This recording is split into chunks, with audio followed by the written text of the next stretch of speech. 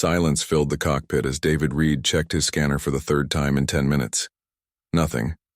Just empty space and distant stars that looked like frozen tears against the black void. He hated patrol duty. 3 weeks of flying through nothing, seeing nothing, doing nothing. His fingers drummed against the control panel, a nervous habit he picked up during the war. The war. 30 years ago now, but people still talked about it in whispers. The First Contact War, they called it. Humanity against the Council of United Worlds. Nobody won, really. They just stopped fighting when both sides got tired of dying. Now there was peace. Uneasy peace.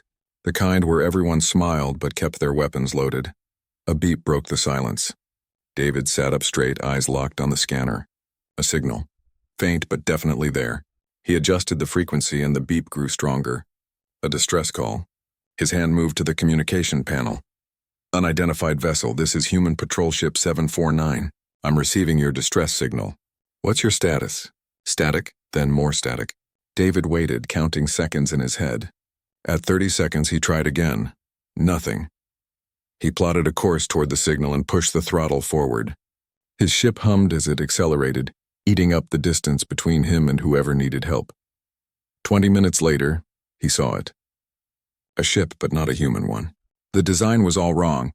Too smooth, too organic looking. Council make, definitely. It drifted without power, spinning slowly like a dead thing in water. Scorch marks covered its hull. Recent damage. Very recent. David brought his ship closer, scanning for life signs. Just one heartbeat. Faint and irregular. He maneuvered alongside and extended the docking tube. His hand moved to the pistol on his hip. Protocol said never board an unknown vessel unarmed. The war taught everyone that lesson in blood. The airlock cycled open with a hiss. David stepped through, weapon drawn, flashlight cutting through the darkness. Emergency lights flickered weakly, casting red shadows on the walls. He moved forward, boots magnetic against the floor in the zero gravity. Blood floated in small spheres around him. Purple blood. Alien blood. Hello? His voice echoed. Anyone alive in here? A sound, faint like metal scraping against metal. David followed it through the corridor, past bodies floating in the darkness. Council soldiers all dead, their armor torn open like paper. Whatever killed them was strong. Very strong. He found the survivor in what looked like a cargo bay, a figure in black armor slumped against the wall, one hand pressed against their side. Blood leaked between their fingers. Their helmet was intact, visor dark and reflective. David couldn't see their face. Don't move, David said, approaching carefully. I'm here to help. The figure's helmet turned toward him. For a long moment, neither moved. Then the figure spoke, voice distorted by the helmet speakers. Human, it wasn't a question. Just a statement, recognition, maybe fear. Yeah, human, and you're bleeding out. Let me help you. No. The word came out harsh. Leave me. David holstered his weapon and knelt beside the figure. Up close, he could see the insignia on their armor. A broken circle with a line through it. He'd seen that symbol before in intelligence briefings. The Silent Legion. Elite soldiers. The Council's best warriors. The ones they sent when they wanted someone dead and didn't care about witnesses. Silent Legion, huh? You're a long way from Council space. Hunting, the figure said. Their breathing sounded wet, labored. War criminals, humans from the war. David's jaw tightened. Plenty of humans did terrible things during the war. He knew that. He'd seen it. Hell, he'd done some of it himself, things that still woke him up screaming some nights. Well, you're not hunting anyone now. You're dying. So either you let me help you, or I leave you here to bleed out in the dark. Your choice. The figure was silent for a moment. Then they nodded just once. David carefully lifted them, surprised at how light they felt. The armor should have been heavier. He carried them back through the corridor, past the floating bodies, back to his ship. Once inside, David laid the soldier on the medical bay table. The automated systems came online, scanners running over the figure's body. The readouts made David frown. The armor was interfering with the scans. He reached for the helmet release. No! The soldier's hand shot up, gripping David's wrist with surprising strength. Don't, the helmet stays on. The medical system needs to scan you properly. I need to see the extent of your injuries. No, I keep the helmet, or you leave me to die. David pulled his hand back. The grip had been strong, but he felt the soldier trembling. Fear, maybe, or pain. Hard to tell. Fine, helmet stays on. But you need to tell me about your injuries. Where are you hurt worst? Left side. Puncture wound. Ribs broken. Internal bleeding. David grabbed the emergency medical kit and started working. He cut away the damaged armor around the wound, applying synthetic skin and coagulant. The soldier didn't make a sound even when David knew it had to hurt like hell. What happened out there? David asked as he worked. Who did this to you? Ambush. They knew I was coming. They were ready. The war criminals you were hunting? Yes. David finished sealing the wound and stepped back. You're stable, for now. But you need real medical attention. There's a station 3 days from here. I'll take you there, no station. They'll find me. Who will? The soldier's helmet turned toward him. Behind the dark visor, David felt eyes studying him, measuring him. The ones who don't want the truth to come out. The ones who started the war. The ones who made us into weapons. David stared at the figure on his medical table. A silent Legion soldier. One of the most feared warriors in the galaxy. And they were running scared from someone. Something about that didn't sit right. Get some rest, David said finally. We'll talk more when you're stronger. He turned to leave, but the soldier spoke again. Thank you. For not leaving me. David looked back. Yeah, well, old habit. During the war we had a saying. Never leave anyone behind. Even if they're supposed to be your enemy. He walked out, the door sliding shut behind him. In the medical bay, the soldier named Liara lay alone in the darkness, one hand moving to touch the helmet that hid her greatest secret. A secret that could change everything between humans and the Council. A secret worth killing for. 2 days into the journey, and the silence was driving David crazy. His mysterious passenger barely spoke, barely moved. Just lay in the medical bay like a statue in black armor. The medical systems showed stable vitals, but the helmet was still blocking detailed scans. Whatever injuries the soldier had, they were healing slowly. David spent most of his time in the cockpit monitoring systems and trying not to think too hard about what he'd gotten himself into. He'd broken about 6 different regulations by bringing an alien soldier aboard without clearance, especially a Silent Legion member. Command would have his rank for this, maybe worse. The communication panel beeped. Incoming message. David opened it, expecting a routine patrol check. Instead, his screen filled with news feeds from across the galaxy. Something about the feeds caught his eye. Multiple alien species all talking about the same thing, humans. He leaned forward, reading through the translations. The words made his blood run cold. Terror. From Earth continues to spread. Council. Advises caution when dealing with human traders. Remember, the Terran protocols when encountering human vessels. Terran protocols? David pulled up more information. What he found made his stomach twist. The protocols were a set of guidelines the Council created after the war. Rules for dealing with humans. He started reading, his disbelief growing with each line. Rule 1. Never corner a human. They fight harder when trapped. Rule 2. Humans feel pain but ignore it when threatened. Rule 3. They form pack bonds stronger than logic. Injure one human, and others will seek revenge regardless of cost. Rule 4. Humans have no natural predators. They made themselves the apex predator of their world. Rule 5. When wounded, humans become more dangerous, not less. The list went on. 27 rules in total. 27 ways the galaxy had learned to fear his species. David sat back feeling sick. Was this really how aliens saw humans? As monsters? As something to be afraid of? He kept reading, diving deeper into Council records he probably shouldn't have access to.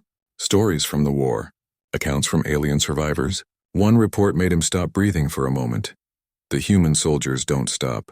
We shot them, burned them, broke their bones. They kept coming. One human lost his arm and still fought for 20 minutes before dying. Another was caught in vacuum without a suit. He survived 30 seconds, long enough to kill 2 of our Marines before freezing. They're not natural. They can't be natural. David closed the file. His hands were shaking.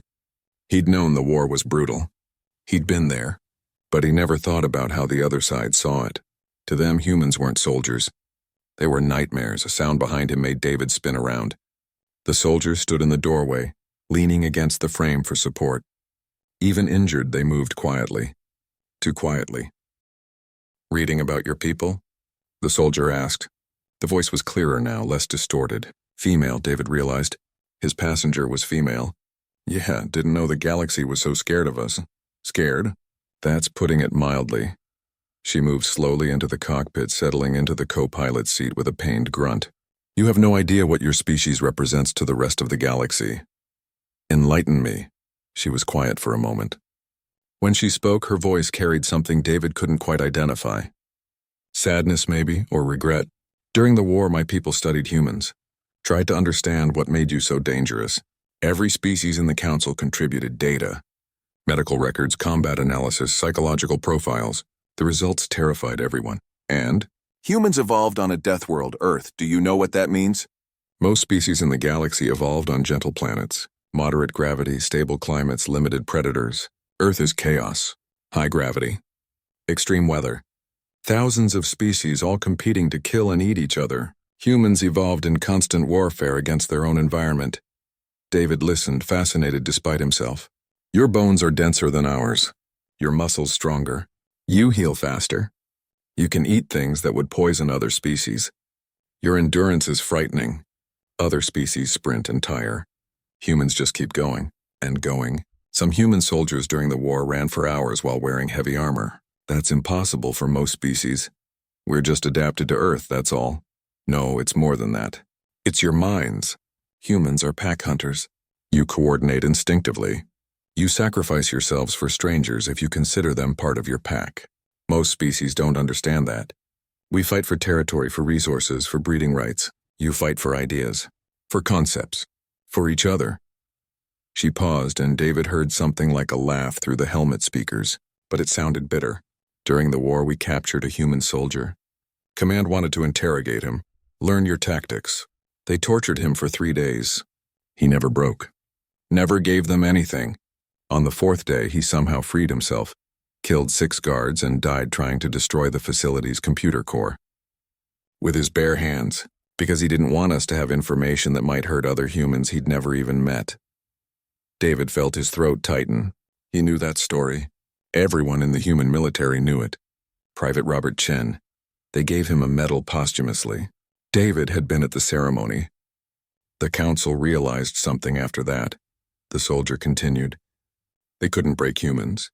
Couldn't scare them into submission. Every brutality just made you angrier.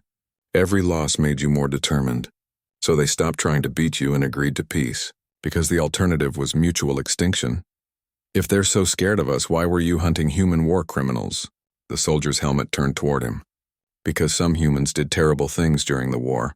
Used weapons that violated every treaty. Killed civilians. Destroyed entire colonies. Those crimes can't be ignored, even if we're afraid of your people. David nodded slowly. Fair enough. War brings out the worst in everyone. Yes, but with humans, the worst is particularly terrible. They sat in silence for a while. David watched the stars drift past, thinking about everything he'd learned. Finally, he spoke again. You said made us into weapons back in the medical bay. What did you mean? The soldier went very still. David could hear her breathing through the helmet speakers. Each breath careful and measured.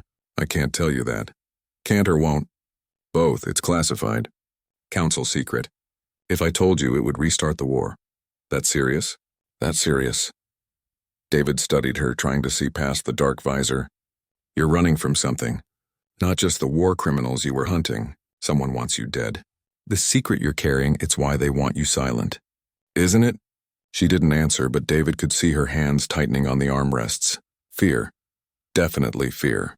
Listen, David said carefully. I don't know what you've gotten yourself into. Don't really want to know if I'm honest. But I gave you my word I'd get you somewhere safe. I keep my word. It's a human thing, I know. That's why I'm trusting you. Against all logic and survival instinct, I'm trusting a human with my life. The irony isn't lost on me. An alarm beeped. David's eyes snapped to the scanner. 3 ships approaching fast from behind. Military grade, but no identification markers. His hand moved to the weapons controls. We've got company. The soldier leaned forward, studying the scanner. She went rigid. Bounty hunters. They found me. Who hired them? Council members who want me dead. The ones who know what I discovered. She looked at David. Can you fight them? David's fingers danced across the controls, plotting vectors and calculating odds. 3 against 1. Not good odds. But he'd faced worse during the war. Can I fight them? Watch and learn what makes humans so scary. He pushed the throttle forward and the ship leaped toward the nearest asteroid field. Behind them, the hunters followed, weapons charging. David smiled. It wasn't a nice smile. It was the smile that made the galaxy fear humanity. Asteroids tumbled past the viewport like enormous bullets frozen in time.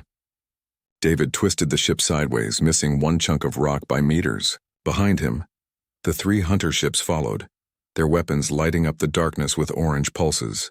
Energy blasts burned past close enough that David felt the heat through the hull. "They're trying to disable us," Liara said from the co-pilot seat. She gripped the armrests, her armored body tense. "They want me alive." "Good for us then," David muttered, yanking the control stick hard left. The ship dove under a massive spinning asteroid. "Dead or alive, I'd rather not be either." Another blast struck their rear shield. The ship shuddered. Warning lights flickered on the control panel. Shield strength at 60%. Not great, but David had flown with worse. He spotted what he was looking for ahead. A dense cluster of smaller asteroids packed close together. Most pilots would avoid it. Too dangerous. Too easy to misjudge distance and end up as a smear on a rock. But David wasn't most pilots. The war taught him to take risks that made other people nervous. "Hold on," he said, and accelerated straight into the cluster. Space became a maze of stone and ice. David flew by instinct, his brain processing trajectories faster than conscious thought. Left, right, up, spin, dive. The ship danced through gaps that seemed too small, missing collisions by centimeters. Behind them, one of the hunter ships tried to follow, tried being the key word. David heard the explosion more than saw it. A bright flash in his rear camera, then debris scattering into space. "1 down, 2 to go. Impressive flying," Liara said. "For a human. What's that supposed to mean?" Most species have better spatial awareness than humans, evolved from predators that hunted in 3 dimensions. Trees or water, but humans hunt on flat ground. 2 dimensions. David grinned, spinning the ship through a gap between 2 tumbling asteroids. "Yeah, well, humans are really good at learning to do things they're not supposed to be able to do. We're stubborn like that." The remaining 2 hunters split up, trying to flank them. Smart. David pulled out of the asteroid cluster into open space, but he'd bought them distance, maybe 5 minutes before the hunters caught up. Not enough time to escape, but enough to plan. "Can you access their communication frequencies?" Liara asked. Her fingers moved across the co-pilot console, typing commands. "I might be able to jam their coordination." "That armor of yours have built-in hacking tools?" "Silent Legion standard equipment." "We're not just warriors. We're infiltrators, assassins, information brokers." "Sounds pleasant. It's necessary work. The galaxy isn't as peaceful as people pretend." David pulled up the communication panel, routing it to Liara's station. She worked in silence for a moment, her armored fingers flying across the controls faster than David could follow. Then she paused. "Got their frequency. They're coordinating attack patterns. Professional soldiers, not random mercenaries. Can you disrupt them?" "Better. I can feed them false information." Her fingers moved again. "Done. They think we're heading toward the trading post at Haven's Edge. That's the opposite direction from where we're actually going." "Exactly." For a moment, David thought they might actually make it. Then the ship shuddered violently. Red lights exploded across the control panel. David's heart sank as he read the damage report. They hit the main drive. "We're losing power. How long do we have?" "Minutes. Maybe less." Liara pulled up the navigation chart. "There, small mining outpost. 2 million kilometers. We can coast there on momentum and secondary thrusters. That's a long coast with 2 hostile ships behind us. You have a better idea?" David didn't. He adjusted their trajectory toward the outpost, then cut the main engine to conserve what little power remained. The ship went quiet, running on emergency systems. They drifted through space like a dead thing, hoping the hunters would believe their false information and leave. They weren't that lucky. After 10 minutes, the 2 hunter ships appeared on the scanner again, closing fast. "They figured out the trick," David said. 30 minutes until they reach us. 20 until we reach the outpost. That's going to be close. Story of my life." The wait was agonizing. David watched the scanner, calculating and recalculating their chances. The numbers never looked good. Liara sat motionless beside him, her dark visor reflecting the control panel lights. David wondered what she looked like under that helmet, whether her face showed the same tension he felt. 15 minutes. The outpost appeared on visual, a small cluster of habitation pods attached to a hollowed-out asteroid. Abandoned by the looks of it. No lights, no power signatures. Just a dead rock floating in space. Better than nothing, David muttered. 10 minutes. The hunters were close now. David could see them without the scanner. Two dark shapes against the stars. They weren't shooting anymore. Just following. Waiting for their prey to run out of options. 5 minutes. David activated the docking protocols, praying the outpost still had power in its automatic systems. The docking bay doors began to open, slowly, very slowly. Come on, David whispered. 2 minutes. The hunters opened fire. Energy blasts burned past closer now. One struck their wing, tearing metal. The ship spun and David fought to stabilize it with secondary thrusters. They were meters from the docking bay. Almost there. 1 minute. David pushed the thrusters to maximum. The ship lurched forward, sliding through the bay doors with centimeters to spare. He slammed on the magnetic clamps and the ship locked to the bay floor with a metallic clang. The bay doors began to close behind them. A blast struck the doors, denting them inward. But they kept closing, slowly. Then they sealed shut with a hiss. Atmosphere flooded the bay. The hunters were outside, but they were safe. For now. David slumped in his seat, breathing hard. Adrenaline still coursed through his veins, making his hands shake. He'd survived. They'd survived. That was too close, he said. Liara didn't respond. David looked over and felt his stomach drop. She was slumped forward, one hand pressed to her side. Blood leaked between her fingers. Purple blood mixing with something red. Human red. The hull breach, she said weakly. Flying metal. Hit me. David jumped up, grabbing her arm. Medical bay now. No time. Armor failing. Life support damaged in the fighting. David pulled her toward the back of the ship anyway, half carrying her weight. They reached the medical bay and he laid her on the table. The armor showed critical damage warnings across its surface. Cracks had formed in the chest plate. The helmet's visor flickered and David could hear labored breathing through the speakers. Atmosphere here is breathable? Liara asked. David checked the bay readings. Yeah, oxygen mix. A bit stale but safe. Good. She reached for her helmet seals. Wait, David said. You told me never to remove the helmet. Don't have a choice now. Armor's dying. If I keep it on, I die with it. Her fingers fumbled at the seals. David could see her weakening. The blood loss was catching up. He stepped forward. Let me help. No! The word came out sharp, desperate. Please.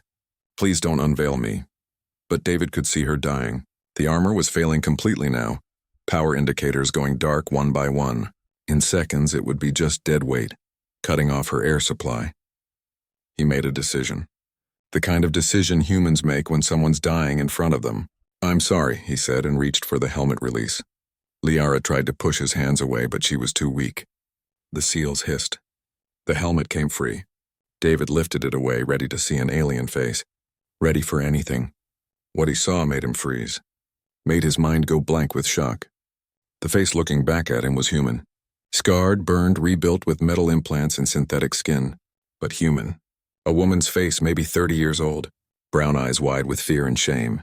And around her neck, hanging on a chain, were metal tags. Military identification tags. David read the name stamped on them, even though his brain refused to believe it. Laura Nash, Sergeant, Human Marine Corps. He looked at the woman on the table. At Liara, at Laura, at whatever she was now. You're human, he whispered. You're one of us. She closed her eyes, tears leaking from the corners. When she spoke, her voice was raw, broken. I was human once, before they took me. Before they made me into this, and David understood. Understood everything. The Silent Legion. The Council's greatest warriors. The soldiers who fought against humanity with inhuman skill and knowledge. They weren't alien warriors who studied humans. They were humans. Captured, tortured, rebuilt, brainwashed, turned into weapons against their own species. The galaxy's greatest trick, the terrible secret worth killing to protect. Outside, the hunters were cutting through the bay doors. They had minutes, maybe less. But David couldn't move, could barely breathe. He just stared at the woman on the table.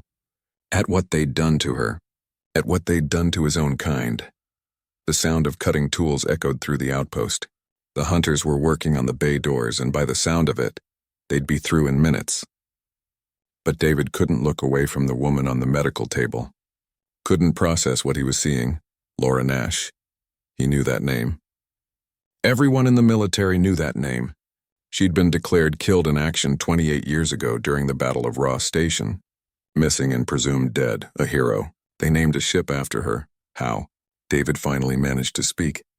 How are you alive? Laura's scarred face twisted with pain. Not physical pain. Something deeper. I'm not alive. Not really. I'm what they made after Laura Nash died. They captured you. Captured all of us. 37 human soldiers from different battles. The council scientists wanted to understand what made humans so dangerous. So they experimented, changed us, rebuilt our bodies with alien technology, rewired our brains with chemical controls and implants. David felt sick. Why? Because we terrified them. Humans won every major battle in the war, not because we had better technology or tactics. We won because we refused to quit. Refused to break. The council couldn't understand it. So they tried to recreate it, tried to make their own soldiers with human determination and alien enhancements. She laughed, but it was a terrible sound. Empty. They succeeded, sort of. We became the Silent Legion, elite warriors. Unstoppable. Perfect soldiers who could match humans in combat because we were humans. They just made everyone forget that part. The cutting sounds grew louder. David shook himself, forcing his brain to focus. They could deal with the horror later. Right now they had to survive. Can you walk? Barely. The shrapnel wound is bad. And without the armor's medical systems, I'm just a broken woman with too many artificial parts. David looked around the medical bay. Emergency supplies in the wall cabinets. He grabbed coagulant spray and pain suppressors, applying them quickly to Laura's wound. She hissed through her teeth but didn't cry out. The hunters. They're here to kill you because of what you know. Yes. I've been investigating the Silent Legion program for 2 years, trying to find the other converted soldiers, trying to gather evidence. 6 months ago I found it. Proof of what the council did. Medical records, video files, everything. I was going to expose it all. But someone found out. Council security. They sent teams to eliminate me and destroy the evidence. I've been running ever since. Those war criminals I was hunting, that was my cover story. Kept me mobile. Kept me useful enough that the council couldn't just disappear me without questions. A loud bang shook the ship. The hunters had breached the bay doors. David heard boots on metal. At least 4 of them, maybe more. Where's the evidence now? Encrypted in my armor's memory core. They get my armor, they get everything. David grabbed the damaged armor from the floor. The power was completely dead, but the memory core might still be intact. He pulled a data drive from his belt and started downloading. What are you doing? Laura asked, making copies. If they get the armor, fine. We'll have backups. That's against about 50 different security protocols. Yeah, well, I'm human. We're not great at following rules when something important is at stake. Laura managed a small smile, the first real expression David had seen on her scarred face. That's true. We really aren't. The download finished. David pocketed the drive and helped Laura to her feet.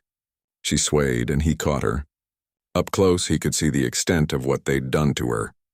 Metal plates under the synthetic skin, scars everywhere. One eye was slightly wrong, probably artificial.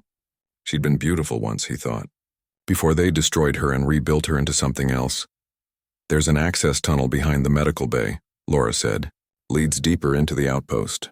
We can lose them in the maintenance sections. Can you make it? I'm a human with military training and alien augmentation. I can make it until I can't make it anymore. Then I'll make it a bit further out of spite. David laughed despite everything. Yeah, that sounds about right. They moved to the back wall. Laura's augmented hand pressed against a panel and a hidden door slid open. Beyond was darkness and the smell of old metal and dust. David pulled out his flashlight and stepped through, supporting Laura's weight. Behind them, the medical bay door exploded inward. Voices shouted in a language David didn't recognize. Laura whispered a translation. They're checking the ship, looking for bodies. They think we might be dead. Will that work? No. They'll scan for heat signatures in a few seconds. We need to move now. They hurried through the tunnel, Laura leaning heavily on David. Her breathing was labored, each step clearly causing pain. But she didn't slow down, didn't complain, just kept moving with that stubborn human determination that made the galaxy fear them. The tunnel opened into a large chamber. Old mining equipment filled the space, covered in dust and forgotten. Massive drilling machines, ore processors, conveyor systems. All dead and silent. Good place for an ambush, David said. Good place to die, you mean? That too. Laura pointed to the far side of the chamber. Control room. We can seal it.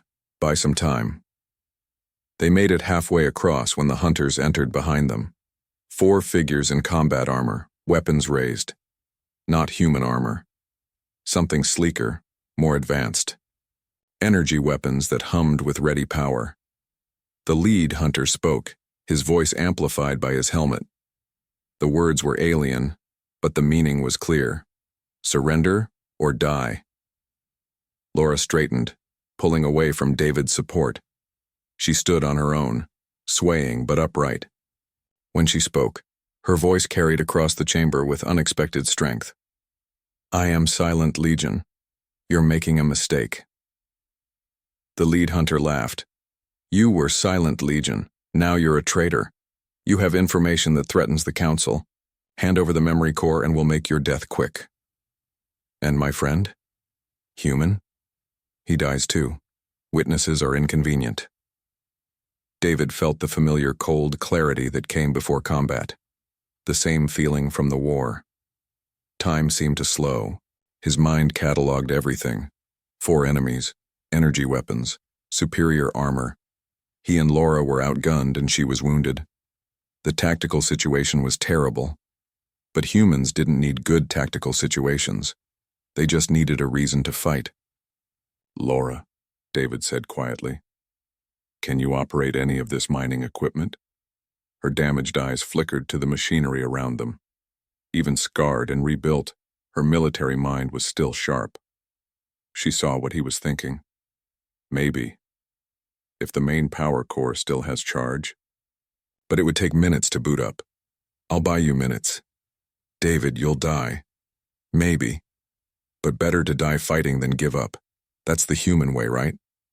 Laura stared at him for a moment. Then she nodded. Yes, that's our way. She moved toward the control room, limping, but determined. The hunters tracked her movement, weapons swinging to target her. David didn't let them fire. He grabbed a piece of metal pipe from the ground and threw it at the nearest hunter. It bounced off the armor, doing no damage. But it got their attention. All 4 turned toward him. Come on then, David said, spreading his arms. You want to know why humans scare the galaxy? Let me give you a demonstration. The lead hunter aimed his weapon. Stupid human. You're unarmed. David smiled. It wasn't a nice smile. Yeah, that's when we're most dangerous. The hunter fired. David was already moving, diving behind a ore processor as energy blasts burned through the space where he'd stood. He ran through the machinery, using every piece of cover, staying low and fast. The hunters followed, their footsteps heavy on the metal floor. David reached a drilling machine and climbed up its side. The hunters spread out below, searching for him. He waited until one passed underneath, then dropped. The hunter went down, under David's weight, and David's hands found the helmet seals. Human fingers evolved to make and use tools proved their worth. He triggered the seals and yanked the helmet free. The alien face underneath gasped at the sudden atmosphere change. David didn't hesitate. He brought his elbow down hard on the soft throat, and the hunter stopped moving. 1 down, 3 to go. David grabbed the hunter's weapon and ran. Energy blasts chased him through the machinery. David fired back, not trying to aim, just forcing them to take cover. He reached the far side and looked back. Laura was in the control room, her hands flying over ancient panels. Around them, the mining machines began to hum, power flowing back into systems dead for years. The hunters realized what was happening. They turned toward the control room, weapons raised. David stepped out and fired, drawing their attention again. Hey, over here! They split up. 2 came after him, 1 moved toward Laura. David cursed and kept firing. The weapon's energy cell was already half depleted. He had maybe 30 seconds before it ran dry. Laura's voice echoed through the chamber. David, down!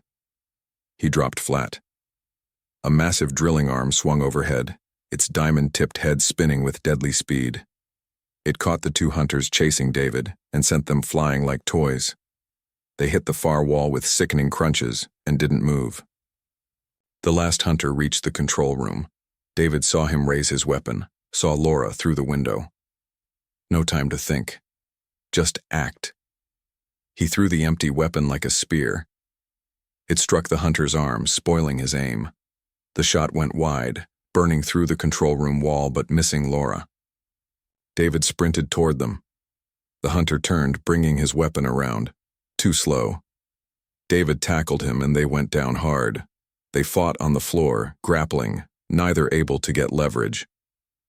The hunter was stronger, his armor giving him advantage. But David fought dirty, using every trick from bar brawls and military training.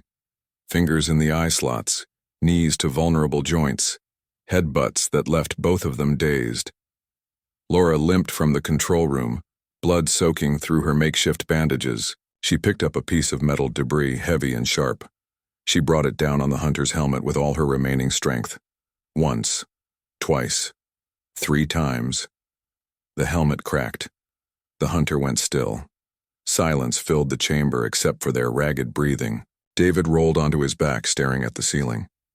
His body hurt everywhere. Laura collapsed beside him, her scarred face pale with blood loss. "We won," David said. "We survived. Not the same thing as winning. Close enough for me." They lay there for a moment, 2 humans in an abandoned mine surrounded by dead bounty hunters. Then David started laughing. He couldn't help it. The absurdity of the situation hit him all at once. Laura looked at him like he was crazy. Then she started laughing too. Broken, painful laughter that turned into sobs. David reached over and took her hand. She gripped it tight, holding on like he was the only real thing in the universe. Maybe he was. Maybe they both were. 2 humans, finding each other in a galaxy that feared them. Pain dragged Laura back to consciousness. Sharp, burning pain in her side where the shrapnel had torn through. She opened her eyes to see David working on the outpost's medical equipment, trying to coax the old machines back to life. "You should rest," she said, her voice rough. David jumped, then turned to look at her. Relief crossed his face. "You're awake. Good. I managed to get basic medical systems running. Not great, but better than nothing." Laura sat up slowly, testing her body. The bleeding had stopped, sealed with more emergency coagulant. Her augmented healing was already working, knitting tissue at twice the normal human rate, one of the few benefits of what they'd done to her. "How long was I out?" 3 hours. "You lost a lot of blood. I thought about putting you in stasis, but these old pods looked too unreliable." Laura looked around the chamber. The 4 dead hunters lay where they'd fallen. Their weapons and equipment were stacked against the wall. David had been busy. "You went through their gear." "Yeah.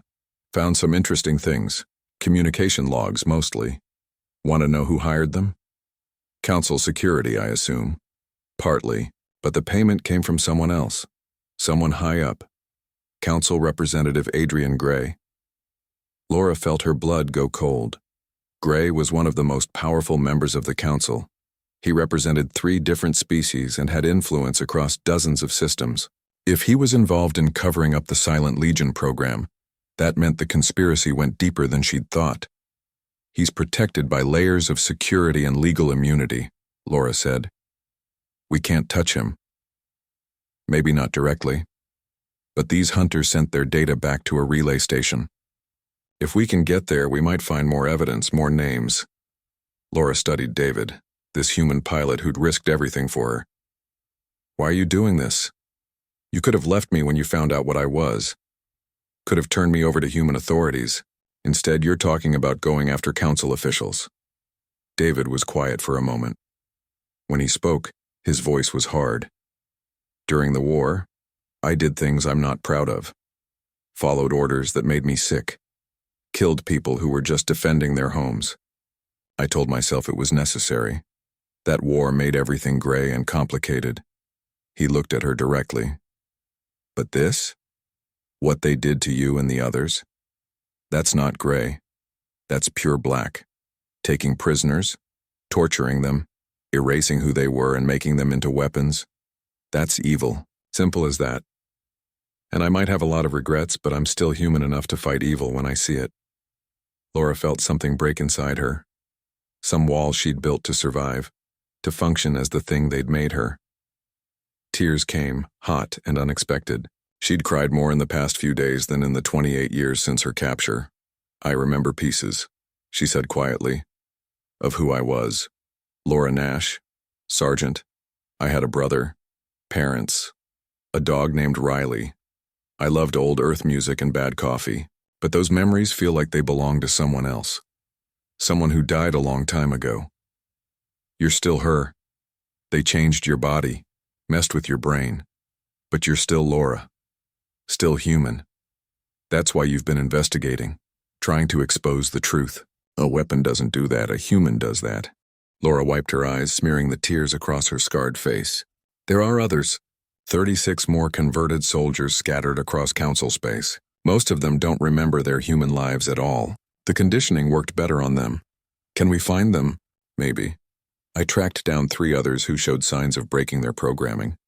Rachel Pierce, Henry Walsh, and Alex Johnson. All reported killed in action during the war.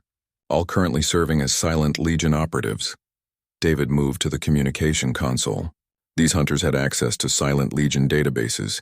Give me their names and service numbers. I'll see if I can find their current locations. Laura recited the information from memory. David worked in silence, his fingers moving across the controls with surprising skill. After several minutes, he looked up. Got them. Rachel is on Council Station Meridian. Henry is on a deep space patrol near the border. He paused. Alex is dead. Killed 3 weeks ago on a mission to Frontier Colony 7. Laura felt the loss like a physical blow. She'd never met Alex in person, only exchanged coded messages, but they'd been connected by what had been done to them. And now there was one less chance to make this right. Rachel and Henry, then. Can we reach them? Meridian is 2 weeks away at best speed.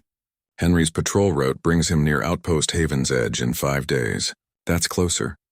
Haven's Edge, the same place I told those hunters we were heading. Yeah, ironic. Laura stood, testing her legs. Weak but functional. We need to repair your ship and get moving. The Council will send more hunters when these ones don't report in. They spent the next hours working on the ship. The main drive was damaged but repairable with parts from the outpost. David handled the mechanical work while Laura provided technical knowledge from her Silent Legion training. They worked well together, falling into an easy rhythm of cooperation that felt natural. As they worked, Laura found herself talking, sharing memories that surfaced unexpectedly. Some were from her life as Laura Nash, boot camp. Her first deployment, a birthday party where her brother gave her a watch that she'd worn until the day she was captured. Other memories were darker. The experiments, the pain. The moment she woke up and couldn't remember her own name. David listened without judgment. Sometimes he shared his own stories. The war, friends he'd lost. Choices that still haunted him. They were both damaged people, Laura realized. Both carrying scars that no one else could see. By the time they finished repairs, 16 hours had passed. David sealed the last panel and stepped back. That should hold. We won't break any speed records, but we'll make it to Haven's Edge. Laura nodded. Before we go, I need to send a message, coded, to Rachel. Warn her that the Council is cleaning house. You think she'll listen? I think she's been waiting for someone to reach out. To tell her she's not crazy for questioning what we've become. David pulled up the communication panel. Send it. I'll route it through multiple relays. Make it harder to trace. Laura composed the message carefully. Simple words that meant nothing to anyone except another Silent Legion member who was remembering their humanity. 3 sentences that said everything. The dog's name was Riley. Do you remember yours? The pack is calling you home. She sent it and closed her eyes. Either Rachel would understand or she wouldn't. Either way, Laura had tried. They boarded the ship and lifted off from the outpost. The asteroid fell away behind them, returning to its silent watch in the void. David set course for Haven's Edge and they settled in for the journey. On the second day, Laura was working at the navigation console when she noticed something strange. A signal, faint but definitely there. A specific frequency that only Silent Legion used for secure communications. David, I'm picking up something. He came over studying the readout. That's coming from the direction of Henry's patrol route. But it's not his ship's signature. Laura's fingers flew across the console, decrypting the signal. A message appeared on the screen. Short and desperate. Silent Legion operative requesting emergency extraction. Cover blown. Council forces pursuing. All brothers and sisters who remember their names, please respond. This is Henry Walsh, former private human Marine Corps. I remember. God help me, I remember everything. Laura and David looked at each other. The decision was instant and mutual. Change course, Laura said. We're going to get him. Might be a trap. Might be. But if it's real, we can't leave him. David smiled. Never leave anyone behind. Even if they're supposed to be your enemy. Especially if they're not your enemy. Just another human who got lost and needs their pack to bring them home. David adjusted their course, pushing the damaged engines as hard as he dared. Laura monitored the signal, tracking Henry's position. He was running, jumping between systems, trying to lose his pursuers. But they were gaining. He had maybe 2 days before they caught him. We're not going to make it in time, David said, reading the calculations. Laura studied the navigation chart, her augmented mind processing trajectories and probabilities faster than normal. Yes, we will. There's a shortcut through the nebula, dangerous, high radiation. Most ships avoid it. But we're not most ships. No, we're humans. We don't avoid dangerous things. We fly straight through them. David laughed and altered course again. The ship turned toward the nebula, toward the radiation and danger, toward another lost human who needed saving. As they flew, Laura realized something. For the first time in 28 years, she didn't feel alone. Didn't feel like a weapon or a monster or something that used to be human. She felt like herself. Like Laura Nash. Like a soldier who'd finally found her way back to her unit. The galaxy thought it had broken her. Broken all of them. Turned humans into something else. But they were wrong. You couldn't break humanity. You could hurt them, change them, torture them. But that stubborn core, that refusal to quit, that loyalty to the pack, that was eternal. The Council was about to learn that lesson the hard way. They'd taken 37 humans and tried to make weapons. Instead, they'd created something more dangerous. Humans with alien enhancements and a really good reason to be angry. Laura checked the weapons systems, making sure everything was ready. They'd have to fight to reach Henry. The Council forces wouldn't give him up without a battle. Good. She was ready for a battle. Ready to fight for her kind. Ready to reclaim what had been stolen from her and the others. The nebula loomed ahead, beautiful and deadly. David flew toward it without hesitation. Laura sat beside him, watching the colors swirl across the viewport. Purple and gold and electric blue. You know, David said, when I woke up this morning, I didn't expect to be staging a rescue mission for a converted alien soldier who's actually human. When I woke up this morning, I didn't expect to remember what hope felt like. They looked at each other and smiled. 2 humans in a damaged ship, flying into danger to save another lost soul. It was probably stupid. Probably going to get them killed. But it was the most human thing either of them had done in years. The nebula tore at the ship's shields like invisible claws. Radiation warnings screamed from every console. But David kept flying, threading through clouds of ionized gas that glowed with unnatural colors. Beside him, Laura monitored the signal from Henry, keeping them on course. Signal's getting stronger, she said. He's close. Maybe 10 minutes. So are his pursuers. I count 4 ships on long-range scan. Council security? Military grade. This isn't a capture mission. They want him dead. Laura's scarred face hardened. They're not going to get him. They burst from the nebula into clear space, and immediately David saw Henry's ship. Small fighter craft trailing plasma from a damaged engine. Behind him, 4 larger vessels closed in, weapons charged and ready. David opened a communication channel. Henry Walsh, this is David Reed and Laura Nash. We're coming to get you. A moment of shocked silence. Then a voice came through, rough with emotion and disbelief. Laura, you're real? I thought I was going crazy. The messages, the memories. I thought it was all in my head. You're not crazy, Henry, you're human. And humans don't abandon each other. Get ready for extraction. David accelerated toward the pursuing ships. They saw him coming in split formation. 2 breaking off to intercept while 2 continued after Henry. Smart tactics. Divide and conquer. Laura, can you handle weapons? Better than most. Silent Legion training included advanced combat systems. Good. Because this is going to get ugly fast. The first Council ship opened fire. David rolled, dodging energy blasts that burned through the space where they'd been seconds before. Laura returned fire, her shots precise and calculated. One blast struck the enemy ship's engine housing and it spun out of control, venting atmosphere. One down, she said calmly. The second ship was more cautious, hanging back and firing from distance. David wove through the shots, getting closer. At 50 meters, Laura fired 3 quick bursts. The first 2 hit shields. The third punched through and struck something critical. The ship exploded in a ball of orange flame. 2 down. Henry status? Still here. But these guys are good. Can't shake them. Laura pulled up tactical displays, analyzing the remaining 2 ships. They're boxing him in, trying to disable his engines so he can't jump away.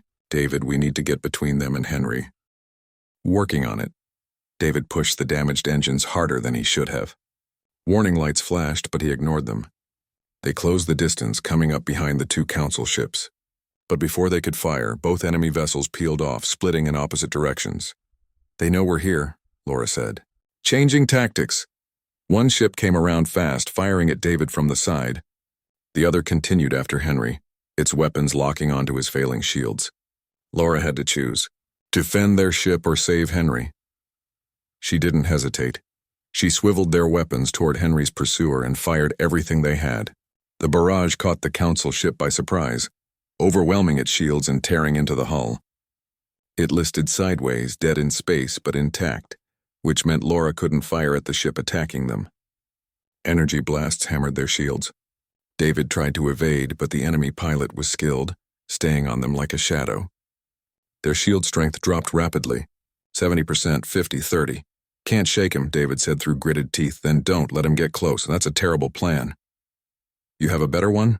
David cut the engines and flipped the ship around in a maneuver that made the artificial gravity scream in protest. Suddenly they were facing their pursuer head-on. The council pilot tried to adjust, but he was going too fast, committed to his attack run. Laura fired at point-blank range. The blast caught the council ship directly in the cockpit. The vessel went dark, drifting past them like a dead whale.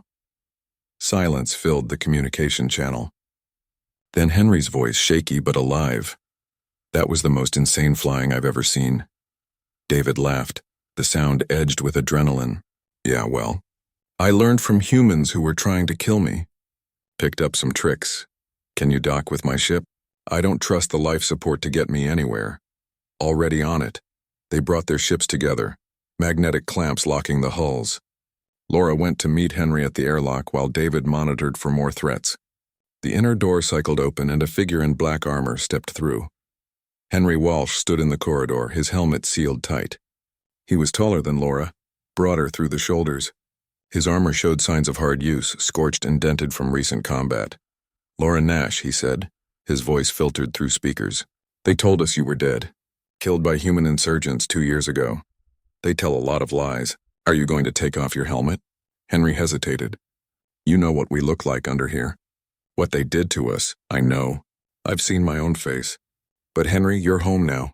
You're with your own kind. You don't need to hide anymore. Slowly, Henry reached up and triggered his helmet seals. The armor hissed and released. He lifted the helmet away. The face underneath was a ruin. Burn scars covered half his skull. One eye was artificial, glowing faintly blue. His jaw had been reconstructed with metal plates. But his eyes, his real eye, held something Laura recognized. Pain, grief, and underneath it all, hope. I remember my sister, Henry said quietly. Her name was Grace. She made the best apple pie. I remember earth, rain, the ocean. I remember being human.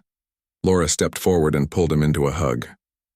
He stood rigid for a moment, then his arms came up, holding her tight.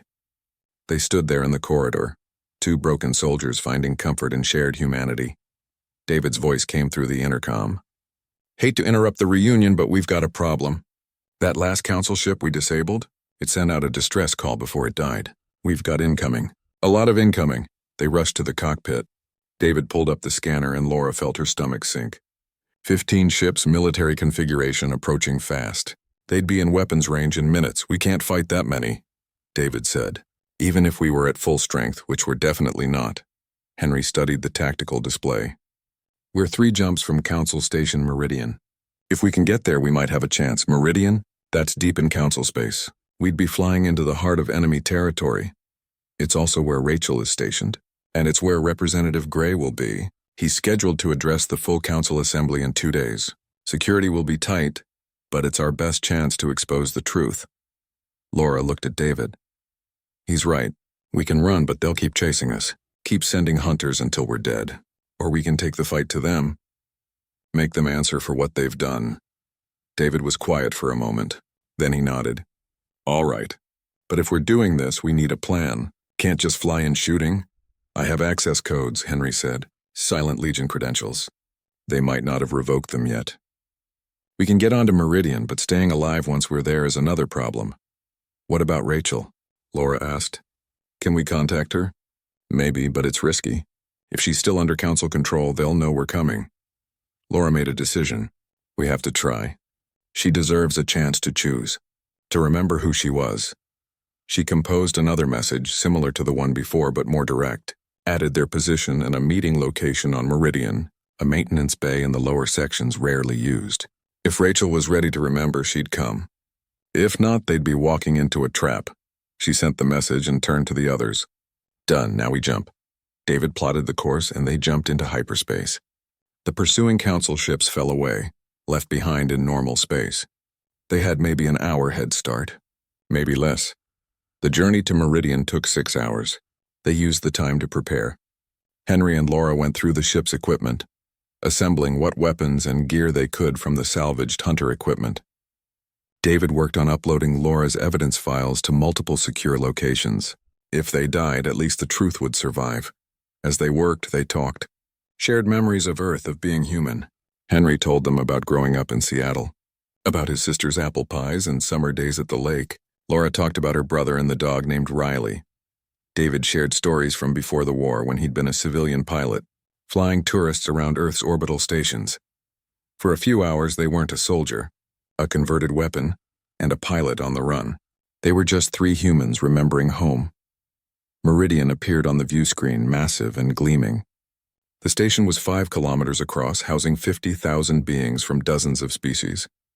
The political heart of the council. David transmitted Henry's access codes, holding his breath. The codes worked. They were cleared for docking. Too easy, David muttered. They're letting us in. Of course they are, Laura said.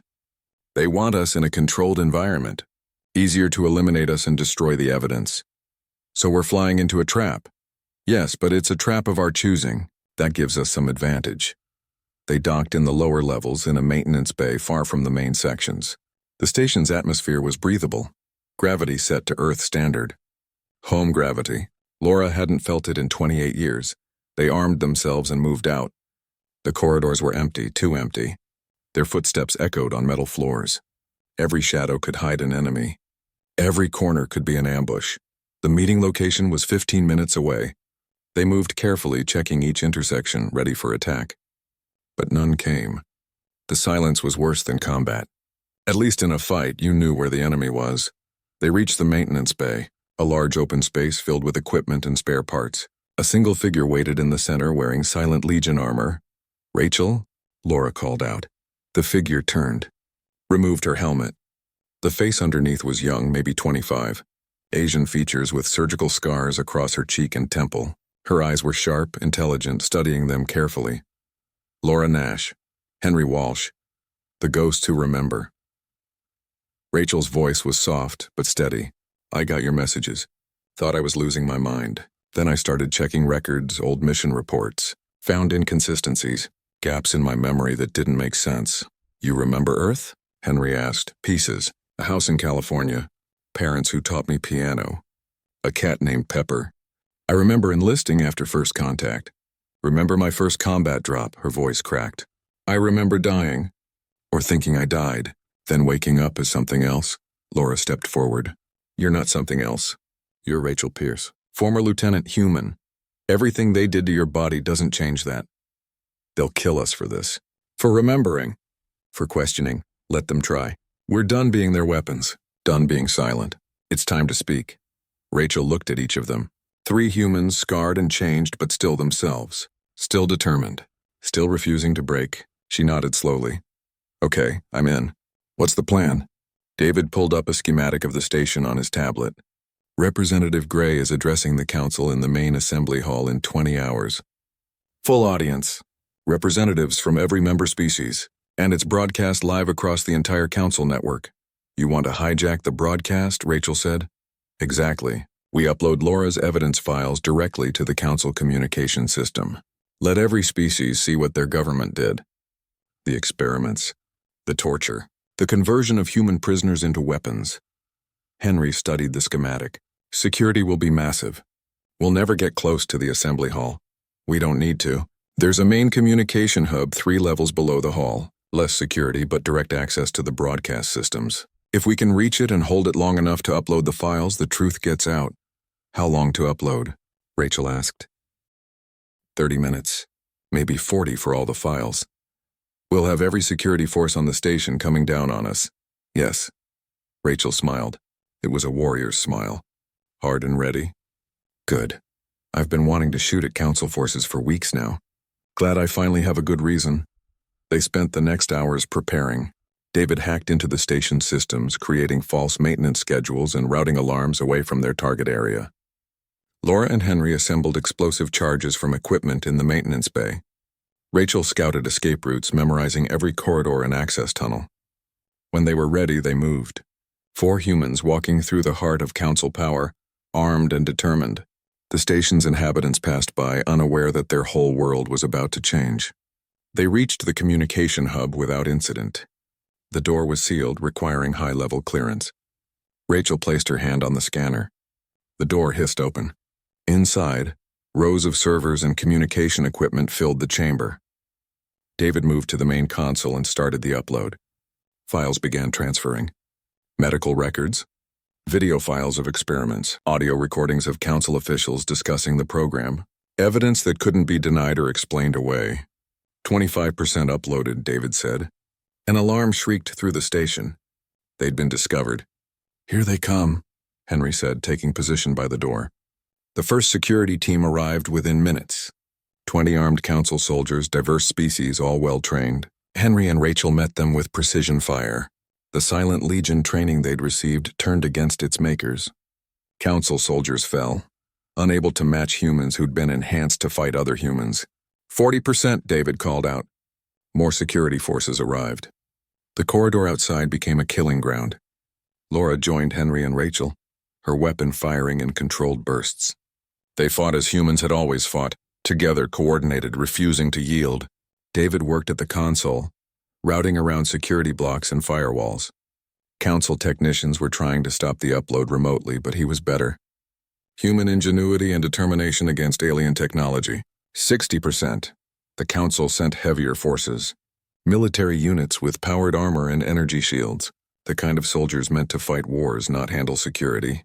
They pushed hard and the humans gave ground, falling back into the communication hub. 75%. Come on, come on. A grenade bounced into the chamber. Henry kicked it back into the corridor. The explosion shook the walls. David, how much longer? Laura shouted over the weapons fire. 5 minutes. Maybe less. We don't have 5 minutes. Rachel took a hit, energy blast burning across her shoulder. She didn't stop firing. Henry's artificial eye sparked, damaged by shrapnel. He didn't slow down. Laura's old wounds reopened, blood soaking through her clothes. She kept fighting. Because they were human. And humans didn't quit. 90%. The council forces pulled back. For a moment there was silence. Then a new voice came through the communication system. Representative Gray, his tone cold and angry. This is pointless. Even if you upload your files, we'll delete them. Destroy the evidence. You've accomplished nothing. David smiled. You're wrong. It's already too late. The upload isn't going to your servers. It's going everywhere. Every communication relay in council space, every media outlet, every government network. By now, millions have seen it. In an hour, billions will know. You can't delete it all, can't silence everyone. The truth is out. Silence. Then Gray's voice tight with rage. Then you've doomed yourselves. Council forces will hunt every human in our territory. War will come again. Maybe, Laura said, stepping to the communication panel. But this time, when you come for us, you won't have your Silent Legion. You won't have your human weapons. Because we're taking them back. All of them. Every converted soldier who still has a spark of humanity. We're calling them home. She looked at the others, Henry and Rachel bloodied but standing. David, still human, still choosing to fight beside them. Her pack, her people. Attention all Silent Legion operatives, Laura spoke into the communication system. This is Laura Nash, Sergeant, Human Marine Corps. I know some of you remember your names. Remember Earth. Remember being human. The pack is calling. It's time to come home. Don't be their weapons anymore. Be yourselves, be human. Be free. She closed the channel. Around them alerts flashed as the upload completed. 100%. Every file, every piece of evidence, spreading across the galaxy like wildfire. David stood. Time to go. Back exit now. They ran through service corridors, council forces close behind. But something changed in the pursuit. Some of the Silent Legion members chasing them slowed, hesitated. Laura saw one remove his helmet in the corridor, staring at his reflection in the polished walls. They reached a docking bay. David's ship waited, powered up and ready. They scrambled aboard, weapons covering each other. As the airlock sealed, they heard it. A message on the Silent Legion frequency. This is Marcus Lee, former captain. I remember. I'm coming home.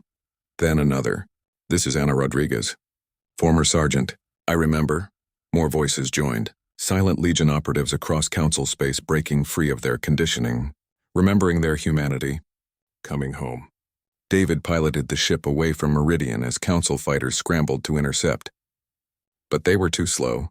The humans jumped to hyperspace, leaving chaos behind them. In the cockpit, the four of them looked at each other, exhausted, wounded, but alive, and free. What now? Rachel asked. Laura looked at the messages still coming in. 23 Silent Legion members so far. 23 humans coming home. Now we find them. Help them remember. Bring them back. The council won't let us. The council couldn't break us when we were their prisoners. They can't stop us now that we're free. Henry laughed. You know what humans are going to say when they hear about this? That we flew into the heart of enemy territory, exposed their greatest crime and escaped. They're going to love it. Humanity, yeah? David said with a grin. The others looked at him confused. It's something humans say.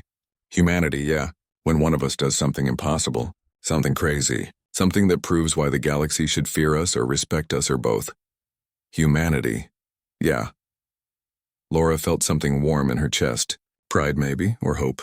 She'd been lost for so long, her identity stolen, her humanity buried under conditioning and pain, but she'd found her way back. They all had. The galaxy had tried to make weapons out of them. Instead, they'd proven something more important. You could change a human's body, mess with their mind, take away their memories, but you couldn't kill the essential core of what made them human. The stubbornness, the loyalty, the refusal to abandon their own. 23 more humans needed saving. Then 36 after that. It would be dangerous. Probably impossible, but humans were really good at doing impossible things. Laura looked at her reflection in the viewport. Scarred face, artificial parts, but still herself. Still Laura Nash, still human. Silent no more, she whispered. And the galaxy would never be the same.